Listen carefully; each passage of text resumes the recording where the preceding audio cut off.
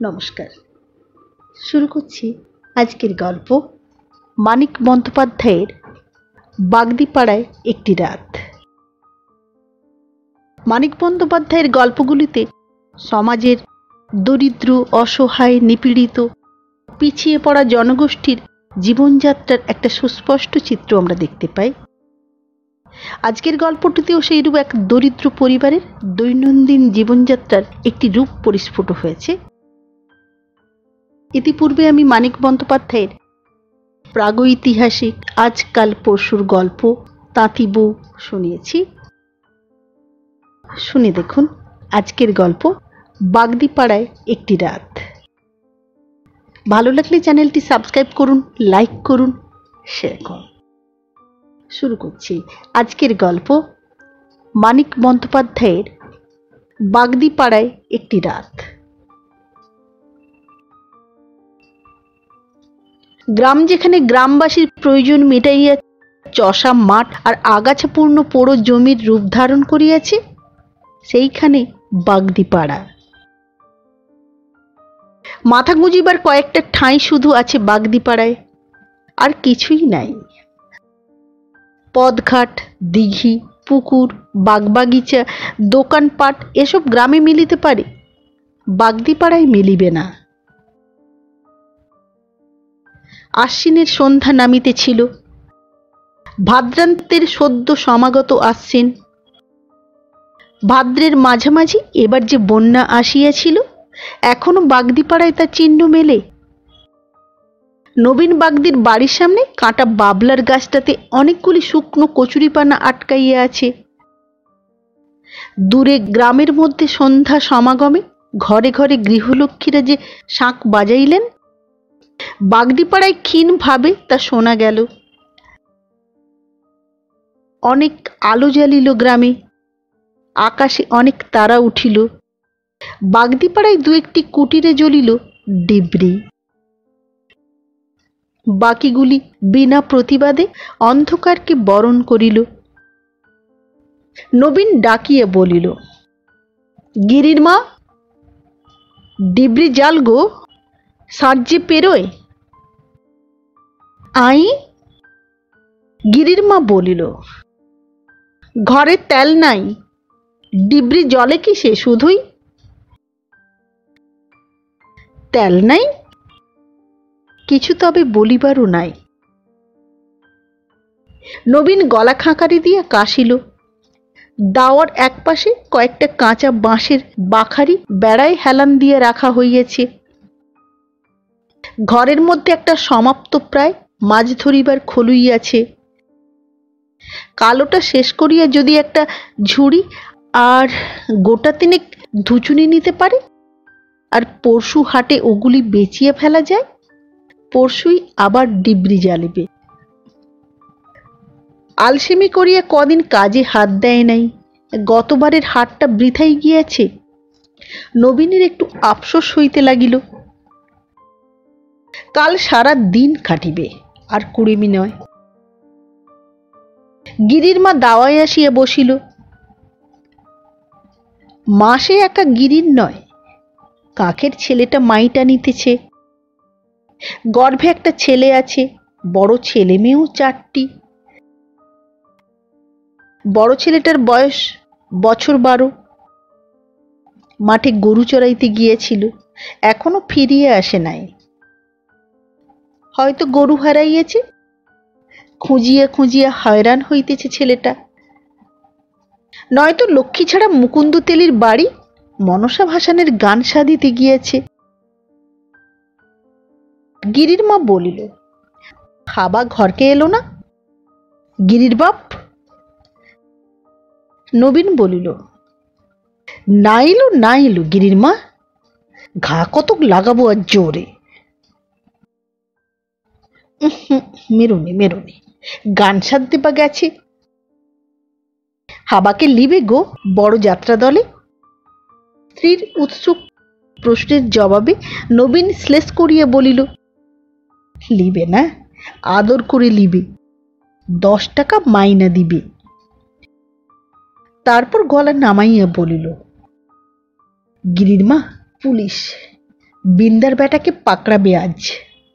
ছোঁড়ার Notre বটর আজ না ঘুচে তো আমার নাম লবিন নয়। বুঝলি গিরির মা? পুলিশ। গিরির মা বলিল, লোকে জানলে কিন্তু তোমাকে একচোট লিবে বাবু। নবীন তাচ্ছিল্য ভরে বলিল, কে জানছে? মুখে যাই বলুক, মনে কিন্তু নবীনের ভয় ছিল। বাগদিপাড়ায় বিন্দা ও তার ছেলে করম বাগদি সবচেয়ে দুর্ধর্ষ। বাপ বেটা পালা করিয়ে জেল খাটে। সেদিন হইতে ছেলেটার উপর রাগে করম আগুন হইয়া আছে। আজ পুলিশ আসিয়া ছেলেকে ধরিয়া লইয়া গেলে বাপটা থাকিবে। টের তাহার পাইবার কথা নয় যে নবীন পুলিশে খবর দিয়েছিল, কিন্তু যদি একবার টের পায় তবে আর রক্ষা থাকিবে না। হয়তো 10টা টাকা পাইবে নবীন, হয়তো গাঁয়ের চৌকিদারকে সেই টাকা হইতে ভাগও দিতে হইবে। এত বড় বিপজ্জনক কাজ করিয়াও শেষ পর্যন্ত কতটুকু লাভদার থাকিবে কে জানে। তবে গিরিকে করম ছোড়া আর জ্বালাতন করিতে পারিবে না। এবার সে জেল হইতে ফিরিলে পিপুলডাঙ্গার ভৈরবের হাতে গিরিকে সে সঁপিয়ে দিবেই। নবীন এইসব চিন্তা করিতেছিল। হাবাকে সঙ্গে করিয়া স্বয়ং করম এবং বাগদিপাড়ার আরো 2জন বয়স্ক লোক তার অঙ্গনে আসিয়া দাঁড়াইল। হাবা গোঙাইয়া গোঙাইয়া কাঁদিতেছিল। গিরির মা হাউ হাউ করিয়া উঠিল। হাতে করিয়া একজন আলো লইয়া আসিয়াছিল। সেই আলোতে দেখা গেল হাবার ছেঁচা নাক ও কাটা ঠোঁট দিয়ে দরদর করিয়া রক্ত পড়িতেছে। ধুলায় কাদায় বিবর্ণ শরীরে কয়েকটা কালশিরাও পড়িয়াছে। কি হইয়াছে? কে এমন করিয়া মারিয়াছে হাবাকে? করম বলিল, সরকার বাড়ির মেজকর্তা মেরেছে খুড়া, শুধাও ওকে। হাবা কাঁদিতে কাঁদিতে সায় দিল। ইতিমধ্যে গিরি 1 ঘটি জল আনিয়ে ভাইয়ের রক্ত ধুইতে আরম্ভ করিয়া দিয়েছিল।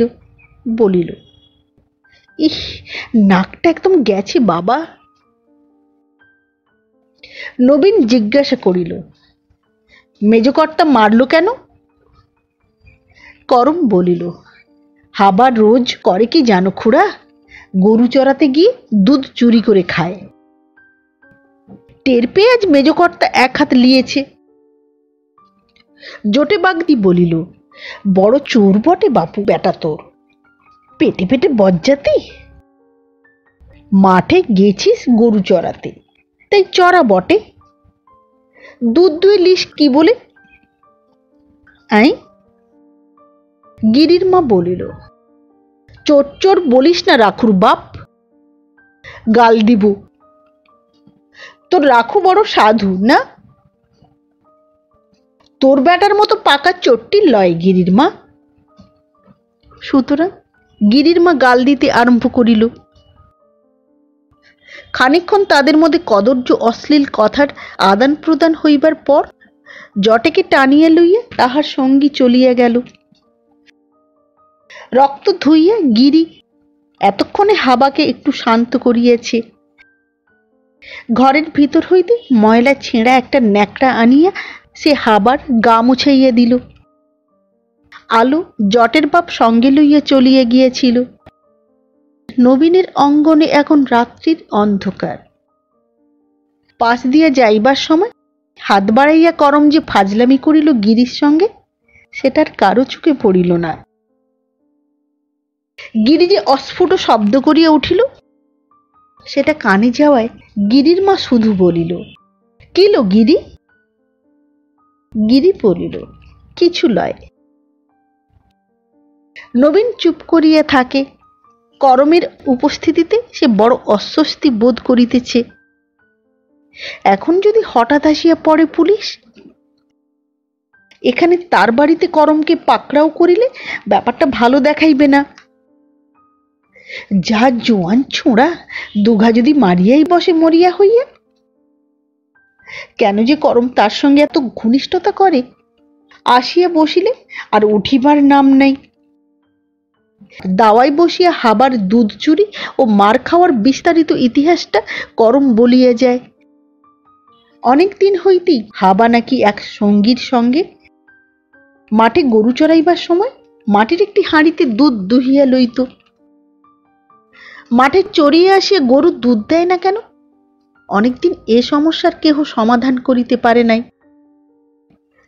এবার মেজকর্তা স্বয়ং ধরিয়া ফেলিয়েছেন। গায়ের ভিতর দিয়ে আসিতেছিল করম, দেখে কি মেজকর্তার বাহির বাড়ির দাওয়ায় খুঁটির সঙ্গে হাবাকে বাঁধিয়া রাখা হইয়াছে। হাবা গগন ফাটাইয়া চেঁচাইতেছে। অনেক হাতে পায়ে ধরিয়া করম তাহাকে ছাড়াইয়া আনিয়াছে। নবীন নীরবে শুনিয়া যায়, কথাটি বলে না। কে জানে কখন পুলিশ আসিবে। করমের কথা শুনিতে শুনিতে সেই কথাই ভাবে নবীন। যাই খুড়া বলিয়া করম উঠিয়া দাঁড়ায়। নবীন বলে, অঙ্গন পার হইয়া করম অন্ধকারে মিশিয়া গেল। এবার নবীন হাবাকে লইয়া পড়িল। খুঁটাইয়া খুঁটাইয়া সব কথা জানিয়া লইয়া বলিল, দেখলি গিরির মা, এতকাল হারামজাদা দুয়ে দুয়ে দুধ খেয়েছে মাঠে। একবারটি বলেনি এক ঘটি দুধ তো একদিন তুই আনতে পারতিস বাপ ভাইয়ের জন্য? নিজে একলাটি সব খেয়েছে। হবে না, মার খেয়ে মরবে না বজ্জাত। ছেলের স্বার্থপরতার চিন্তায় বড় যেন কষ্ট হয় নবীনের। সজোরে গা চুলকাইয়া সে নিঃশ্বাস ফেলিয়া বলে, জানিস গিরির মা, আগে খেয়াল করলে নিজে গিয়ে ভালো করে ধুয়ে আনতাম। কোন শালা ধরতো একবার দেখতাম তো। রোজ একটা গরুকে দুইবার দরকার কি শুনি? বেশিই বা দোয়া কেন? 5টা-7টা গরু থেকে একটু একটু দুয়ে নিলে দুধকে দুধ হতো, ধরাও পড়তে হতো না। সেই বুদ্ধি কি ঘটে আছে? আঙুল দিয়ে জোরে হাবার পেটে খোঁচা দিয়ে বলে, বলিসনি কেন রে আমাকে? হাবা মৃদু মৃদু ফোঁপাইতেছিল, জোরে কাঁদিয়া ওঠে। গিরির মা বলে, মেরুনি বাপু আর। অতটুকু বাচ্চার ঘটে আর কত বুদ্ধি হবে? ওকে আর গরু চড়াতে দিবে গিরির বাপ? নবীন বলিল, দিবে না, খাতির করে ডেকে নিয়ে দিবে। গিরি কই গো? তাই তো, গিরি কোথায় গেল? বার কয়েক নাম ধরিয়া ডাকিয়ে নবীন লাফাইয়া উঠিল, ছুটিয়া গেল বাহিরে। আম গাছের ছায়ায় মিশিয়ে গিরি দাঁড়াইয়া আছে। হন হন করিয়া পাড়ার দিকে আগাইয়া চলিয়াছে লম্বা চওড়া প্রকাণ্ড একটা মানুষ। করম ভিন্ন বাগদিপাড়ায় এত বড় শরীর আর কাহারও নাই। আম গাছের তলে গাঢ় অন্ধকারে দাঁড়াইয়া করমকে এতক্ষণ কি বলিতেছিল গিরি? শক্ত করিয়া গিরির একটা হাত নবীন চাপিয়া ধরিল। চাপা গলায় বলিল, খুন করে ফেলবো তোকে গিরি, পুঁতে ফেলবো। কি বলছিলি উহাকে? গিরি কথা কয় না। জোরে একটা গোঁতা দিয়া নবীন আবার জিজ্ঞাসা করিল, বল হারামজাদি, কি বলছিলি উহাকে? আঁধারে দাঁড়িয়ে উহার সঙ্গে তোর এত কি কথা? গিরি মৃদুস্বরে বলিল, লোচনের শ্বশুর এলো, তাই শুধুচ্ছিলুম ভোজ টোজ হবে নাকি আজ। নবীন আগুন হইয়া বলিল, হলো না হলো তোর কি? এখানে দেরি করমকে ও কথা শুধুবি কেন? গিরিকে সে ঘরের মধ্যে টানিয়া লইয়া গেল। শুধু রাগ হয় নাই নবীনের, ভয়ও তাহার বুকের ভেতর ঢিপ ঢিপ করিতেছিল। করমকে কি বলিতেছিল গিরি? করমকে যে আজ রাত্রের মধ্যেই পুলিশে ধরিবে, গিরির কাছে কথাটা সে প্রকাশ করে নাই। কিন্তু গিরির মাকে বলিবার সময় সে যদি আড়াল হইতে শুনিয়া থাকে, এবং এতক্ষণ তাই যদি সে বলিয়া থাকে করমকে, বাপের সঙ্গে গিরি কি এমন শত্রুতা করিবে?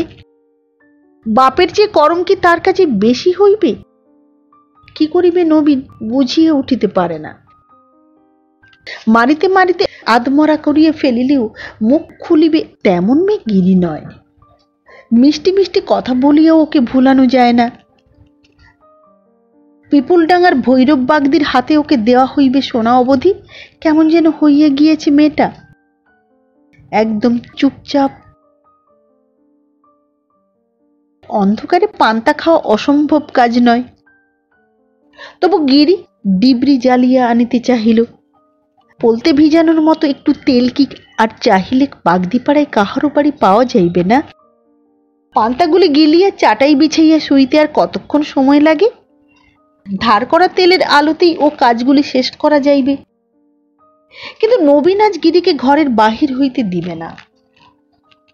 উঠোনে নামবি তো ঠ্যাং খোড়া করে দেব গিরি। গিরি বলিল, যাও না, তবে নিজেই যাও না। চুপ চুপ, একেবারে চুপ থাক। গিরির মা রাগে গজগজ করিতে করিতে অন্ধকারে হাতড়াইয়া হাতড়াইয়া নুন সিদ্ধ কলমি শাক আর পান্তা ভাত বাড়িয়ে দিল। বলিতে লাগিল যে এমন লোকের হাতেই সে পড়িয়েছে, কলমি শাক খাইয়েই জীবন গেল। কেন, সকলে খালে বিলে কত কুচো মাছ ধরিয়া আনে, নবীন পারে না? ঘরে বসিয়া খালি খাইতেই জানে নবীন। ধমক দিয়ে স্ত্রীকে থামাইতে গিয়ে নবীন দেখিল তাতে সে আরো বেশি তেলে বেগুনে জ্বলিয়া উঠে। মুখ গোমরা করিয়া সে খাইয়া উঠিল। মুখ হাত ধুইয়া আসিয়া বলিল, ভরতের বাড়ি গেলাম গিরির মা তামুক খেতে। গিরির মা বলিল, মা মনসাকে আওয়াজ দিয়ে যেও গিরির বাপ। নবীন বলিল, আগের দিন ভরতের বড় ছেলেটা সাপের কামড়ে মরিয়াছে, তাই বাগদিপাড়ায় বাগদিদের মনেও একটু সাপের ভয় ঢুকিয়াছে। দিন সাতেক এখন সকলেই একটু সাবধানে চলাফেরা করিবে, তারপর আর কেহ গ্রাহ্য করিবে না। ভরতের ছেলেকে যে সাপটা কামড়াইয়াছিল সেটাকে মারা হইয়াছিল। প্রায় 4 হাত লম্বা মস্ত খড়ির সাপ।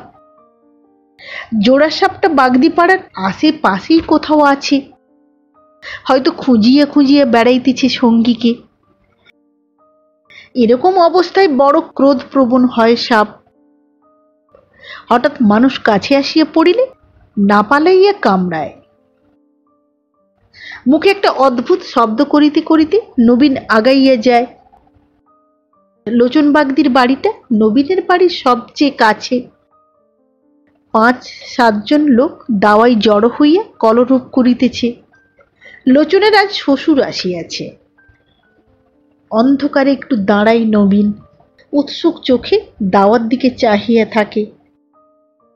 লোচনের সঙ্গে সেদিন কলহ না করিলে আজ ওখানে গিয়ে বসা চলিত, চাখিয়ে দেখা চলিত কেমন ধেনু আর কেমন তাড়িয়া নিয়েছে লোচনের শ্বশুর।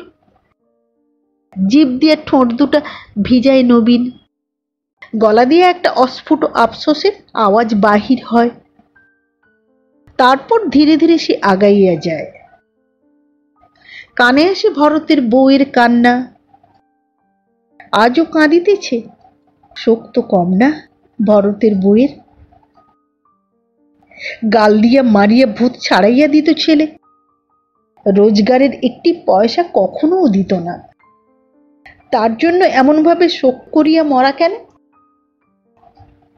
ভরতকে ডাকিতে ভরতের বউ কান্না থামাইল। ভরত বাড়িতে নাই, লোচন বাগদির বাড়ি গিয়াছে। নবীন জিজ্ঞাসা করিল, তামুক আছে নাকি একটুকু? ভরতের বউ তামাক আর আগুন দিল। ধীরে ধীরে তামাক সাজিয়া কলিকাটা বসাইয়া ধরিয়া নবীন তামাক টানিতে লাগিল। ভরতের বউ আবার কথায় কথায় জুড়িয়ে দিল কান্না। কাঁদুক কাঁদুক, তাতে নবীনের তামাক খাওয়ার ব্যাঘাত হইবার কথা নয়, বরং সুবিধাই আছে। ভরতের বউ কান্না লইয়া বিব্রত থাকিলে দুই এক ছিলুম তামাক হয়তো সরানো চলিবে। নীরবে তামাক টানিতে টানিতে নবীন ভাবে, বিন্দার বাড়ি এখান হইতে বেশি দূরে নয়। সামনের ওই তেঁতুল গাছটার পাশ দিয়া আলো দেখা যাইতেছে। করম হয়তো এখন খাইতে বসিয়াছে, ভোজি খাইতেছে হয়তো, মাছ তরকারি দিয়া, চুরি ডাকাতির পয়সা তো। কি সাহস বাপ বেটার, ভাবিলেও নবীনের হৃদকম্প হয়। পাইলে পুলিশ ছো মারিয়া নেয়, আর কেমন বুক ফুলাইয়া গায়ের মধ্যে পর্যন্ত ঘুরিয়া বেড়ায় দিনের আলোয়। মেজকর্তার হাতে পায়ে ধরিয়া নবীনের ছেলেকে ছাড়াইয়া পর্যন্ত আনে। এবার বুক ফুলাইয়া বেড়ানো বাহির হইবে। একজন দুজন পুলিশ নয় যে ফাঁকি দিয়ে পলাইবে করম, স্বয়ং দারোগাবাবু একজন পুলিশ সঙ্গে নিয়ে আসিবেন, একেবারে ঘেরিয়ে ফেলিবেন বাগদি পাড়া, একটি পিঁপড়েরও পালানোর পথ থাকিবে না। কান্না থামাইয়া ভরতের বউ প্রত্যাশা করিয়াছিল, কলিকাটা নবীন তাহার হাতে দিল। কলিকা টানিতে আরম্ভ করিলে লালচে আলোয় ভরতের বউয়ের কাঁচা পাকা চুল, মুখের কুঁচকানো চামড়া আর চোখ ভরা জল বড় অদ্ভুত দেখাইতে লাগিল। ভরতেরও সব চুল সাদা হইয়া গিয়াছে, কিন্তু সেও যেন এত বুড়া হয় নাই। কলিকাটা উপর করিয়া রাখিয়া ভরতের বউ আবার বিনাইয়া বিনাইয়া কান্না আরম্ভ করিল। নবীন আস্তে আস্তে উঠিয়া আসিল। খাবলা দিয়ে যেটুকু তামাক তুলিয়া আনিয়াছে, চলিতে চলিতে সেটুকু গুলি পাকাইয়া গাছের একটা পাতা ছিঁড়িয়া তাহাতে মুড়িয়া লইল। লোচন বাগদির বাড়ির কাছাকাছি আসিয়া আবার সে একবার দাঁড়াইল। একটু তাড়ি, কবে কি কলহ বিবাদ হইয়াছিল সে কথা মনে রাখিয়া একটু তাড়ি কি লোচন তাহাকে দিবে না? এখান হইতেই বোঝা যায় ঘরে আজ লোচনের তাড়ির স্রোত বহিয়াছে। তাড়ির নেশায় বিবাদের কথা হয়তো লোচনের আজ মনেও নাই, আর যদি থাকেও মনে, দুটো মিষ্টি তোষামোদের কথা বলিয়া তাকে কি ভুলানো যাইবে না? এক পা করিয়া নবীন আগাইয়া যায়, তারপর হঠাৎ থমকে দাঁড়াইয়া পড়ে। বিন্দা বসিয়া আছে লোচনের দাওয়ায়। বিন্দার কাছে আসিয়া আজ তাড়ি খাওয়ার সাহস নবীনের ছিল না। অন্ধকার আম গাছের তলে গিরি আর পলায়ন পর করমের দৃশ্যটা কেবলই তার মনে পড়িতেছিল। তাছাড়া যে কোনো মুহূর্তে পুলিশ আসিতে পারে। তাকে সামনে দেখিয়া বিন্দার যদি সন্দেহ হয়, ছেলেকে পুলিশে বাঁধিয়া লইয়া গেলে বিন্দা কিছুক্ষণের জন্য একরকম খেপিয়াই যাইবে। একটা দা লইয়া যদি সে নবীনের গলাটা তখন দুফাঁক করিয়া দেয়। ঘরে ফিরিয়া চাটাই বিছাইয়া নবীন শুইয়া পড়িল। নিঝুম বাগদি পাড়ায় শুধু লোচনের ঘরের দিক হইতে একটু কলরব কানে আসে। বাকি সমস্ত শব্দ শুধু ঝিঁঝি আর ব্যাঙের ডাক। ছেলেমেয়েগুলি ঘুমাইয়া পড়িয়াছে। জাগিয়া থাকিয়া মাঝে মাঝে শুধু কাতরাইতেছে হাবা। বড় মাঠটাই হাবাকে ওরা মারিয়াছে। নাক দিয়া এখনো চুয়াইয়া চুয়াইয়া রক্ত পড়িতেছে। একটু ক্ষুধার জ্বালায় একটু দুধ চুরি করিয়া খাইয়াছে বলিয়া এমন করিয়া মারিল ওরা অতটুকু ছেলেকে। ওরা ভদ্রলোক। ক্ষোভে নবীনের বুক পূর্ণ হইয়া যায়। নিজের 7 বিঘা জমি ছিল তার। সে জমি বাবুরা গ্রাস করিয়াছেন। 11 বছরের পুরানো গোলমেলের দলিলপত্র কোথা হইতে বাহির হইয়াছিল কে জানে। কই, সেজন্য তো বাবুদের কেহ মারিল না। বাবুর কি কেহ বাবু নাই? উঠানের লোম ওঠা কুকুরটা কিসের শব্দ শুনিয়া খাঁ খাঁ করিয়া তাড়াইয়া যায়। নবীনের চোখে জল আসে। হাবার গায়ে আলগোছে একটা হাত রাখিয়া মনে মনে সে প্রতিজ্ঞা করে, সরকার বাবুদের বাড়ি একদিন সে ছিঁড় দেবে। ধরা পড়িবার যত ভয় চোরাই মাল সামলানোর হাঙ্গামায়। নিজের কাছে কিছুই সে রাখিবে না, রাতারাতি নদীতে সব বিসর্জন দিয়ে আসিবে। মেজকর্তা বুক চাপড়াইতে থাকিলে দেখিয়া একটু সুখ হইবে নবীনের। গিরির মার ঠেলাঠেলিতে নবীনের ঘুম ভাঙে।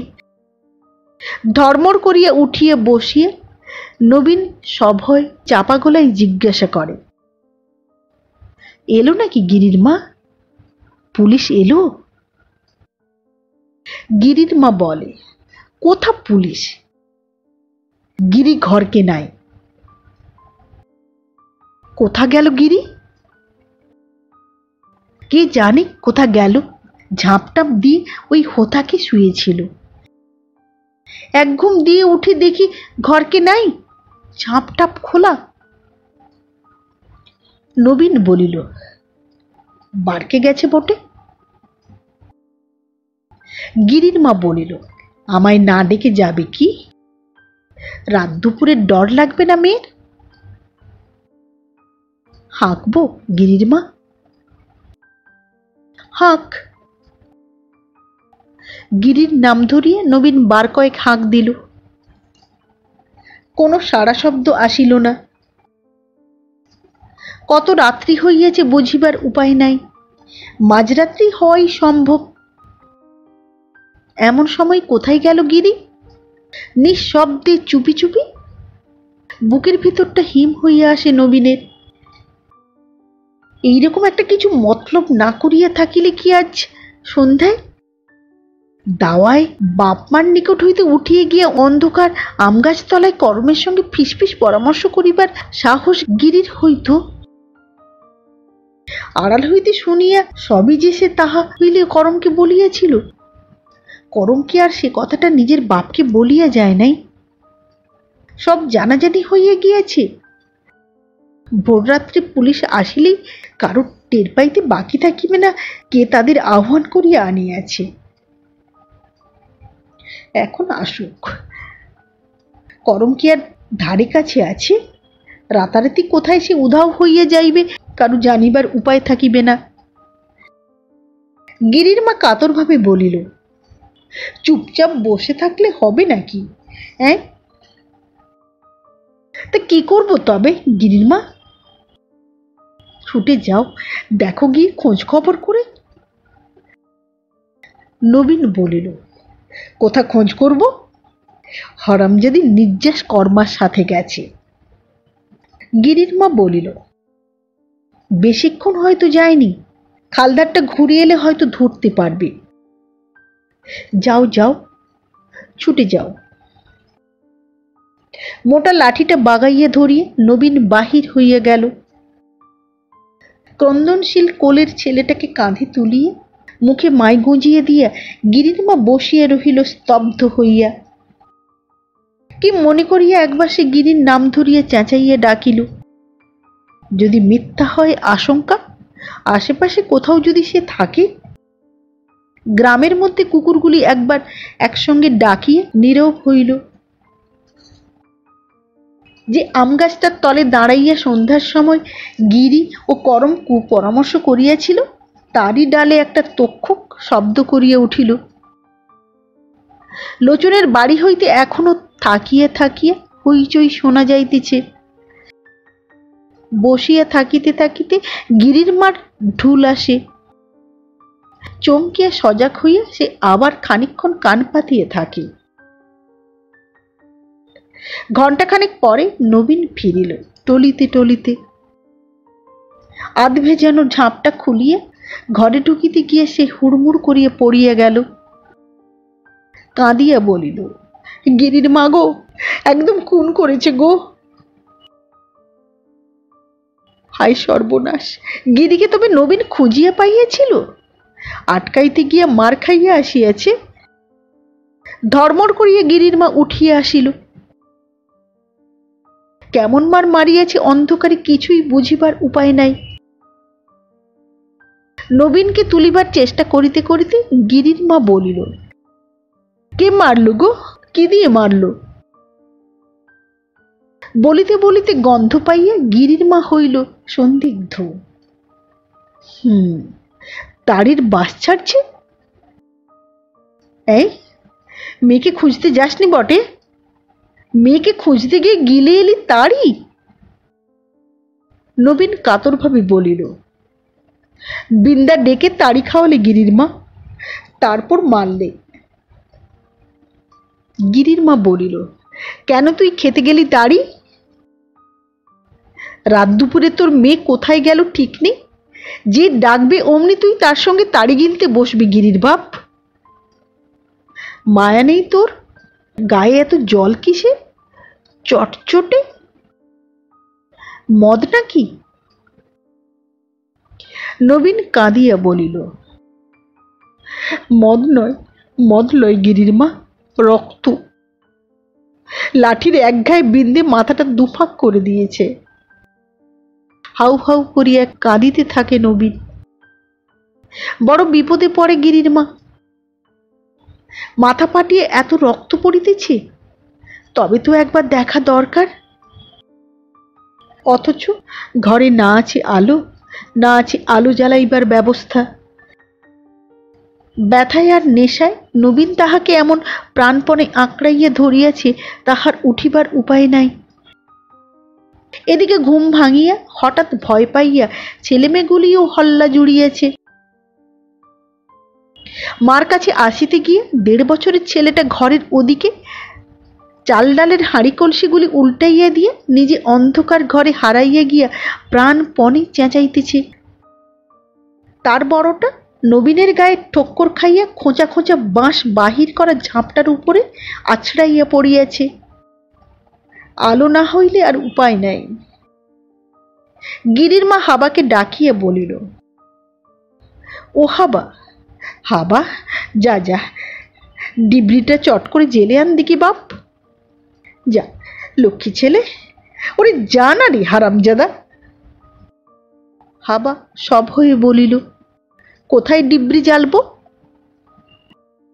গিরির মা বলিল, লোচনের ঘরকে যা। সবাই মিলে হল্লাচ্ছে, ডিবরি উবরি জ্বালা রইতে পারে, একটুকু তেল ঢেলে জেলে আনবি। যা যা বাপদর, দৌড়ে যা। নবীন চেঁচাইয়া বলিল, লোচনের ঘরকে যাসনি রে হাবা, মেরে ফেলবে, মেরে ফেলবে, কন্দকাটা করে দেবে বাপ, যাসনি। এবার গিরির মা নিজেকে ছিনাইয়া লইল, বলিল, তবে আমিই যাই, আঁধারে সব মরবি কি? নবীন ভয় পাইয়া বলিল, যাসনি গিরির মা, যাসনি। নেশায় সব কটা চুলবুল হয়ে আছে, সর্বনাশ করে ছাড়বে। যাসনি গিরির মা। গিরির মা ধমক দিয়া বলিল, চুপ থাক। গিরির মা সর্বনাশ করে এমন পুরুষ এ তল্লাটে জন্মেনি। তৈলহীন ডিবরি হাতে গিরির মা বাহির হইয়া গেল। মুখে যাই বলুক, গিরির মার ভয় করিতে লাগিল। অন্ধকারকে নয়, সহজ অবস্থায় মানুষকে নয়, তাড়ি গিলিয়ে যারা মানুষ নেয় তাদের। স্বামীর মাথাটা যারা ফাটাইয়ে দিয়েছে, এত রাত্রে আলোর ভিখারি হইয়া তাহাদেরই সামনে গিয়ে দাঁড়াইতে গা ছমছম করে গিরির মার। লোচন বাগদির ঘরের সামনে একটা ভাঙা লণ্ঠন আর 2টা ডিবরি জ্বলিতেছিল। লোচন নিজের দাওয়ার নিচে গোবর লেপা স্থানটুকুতে শটান উপর হইয়া পড়িয়া আছে, মাথাটা লুটাইতেছে। বমির মধ্যে হাত দুই তফাতেই এঁটো শালপাতাগুলি জড়ো করা। দাওয়ার উপরে যারা আছে তাদের মধ্যেও কয়েকজন ভূপতিত। সনাতন বাগদির জেল ফেরত ছেলেটা একজনের পিঠের উপরে ঘোড়া হইয়া বসিয়া এখনো ভাঁড়ে চুমুক দিতেছে। একপাশে 5-6 জন গোল হইয়া বসিয়া কি লইয়া যে চেঁচামেচি করিতেছে বুঝিতে পারা যায় না। হয়তো এখন আর চেঁচামেচির কোনো উপলক্ষই নাই। ঘরের মধ্যে লোচনের বউ ভাঙা গলায় সুর করিয়া ছড়া বলিতেছে, আর থাকিয়া থাকিয়া তার ননদ বলিতেছে, চুপ যা শনি, চুপ যা। ঘরের ভিতরটা আবছা অন্ধকার, কিছু দেখা যায় না। ভরত বলিল, কি গো গিরির মা, বলিয়া হাসিয়া উঠিল। সনাতনের ছেলেটা বলিল, এসো গিরির মা, বসো বসো এ চাটাইতে।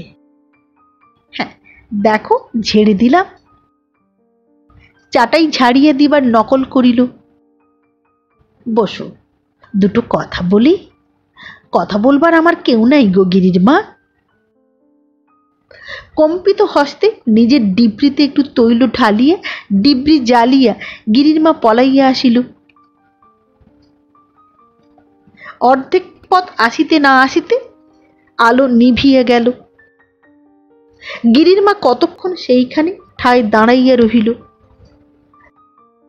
মাতালের আড্ডায় ফিরিয়া যাইবার সাহস আর তাহার হইল না। ধীরে ধীরে সে ভরতের বাড়ির দিকে চলিতে আরম্ভ করিল। তাড়াতাড়ি হাঁটিবার অবস্থা আর তার নাই।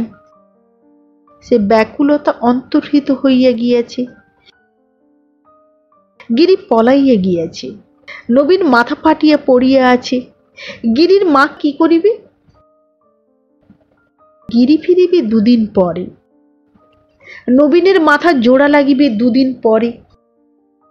রাত দুপুরে সে যে আলোর খোঁজে বাহির হইয়াছে তাই ঢের। ভরতের বউ কান্না থামাইয়া ঘুমাইতেছিল। গিরির মা ডাকাডাকি করিতে লাগিল, দিদি, ও দিদি, দিদি। ঘুম ভাঙিয়া ভরতের বউ বলিল, কে? আমি গো দিদি, গিরির মা। উঠে একটুকু আগুন দে দিদি, তো চরণে ধরি। ভরতের বউ যেন ধমক দিয়ে জিজ্ঞেস করিল, দুপুর রাতে আগুন কেন লাগে গিরির মা? মিনসের মাথা ফেটেছে দিদি, তাড়ি গিলে মরেছে বলে, আর গিরির মা চোখ মোছে। চোখ দুটো তাহার জ্বালা করিতেছিল। ভরতের বউ উঠিয়া মাটির মালসায় তাহাকে একটু আগুন দিল। নিজের জন্য একটু তামাকও সাজিয়া লইল।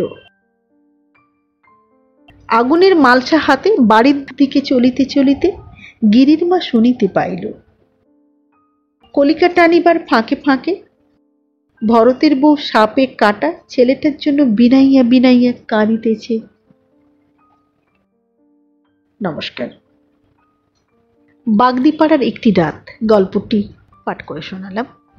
পরিবেশনকালীন ভুল ত্রুটি নিজ গুণে ক্ষমা করবেন। ভালো লাগলে চ্যানেলটি সাবস্ক্রাইব করবেন, লাইক করবেন, শেয়ার করবেন। আবার দেখা হবে আগামী পর্বে একটি নতুন গল্প নিয়ে। আজকের মতো নমস্কার।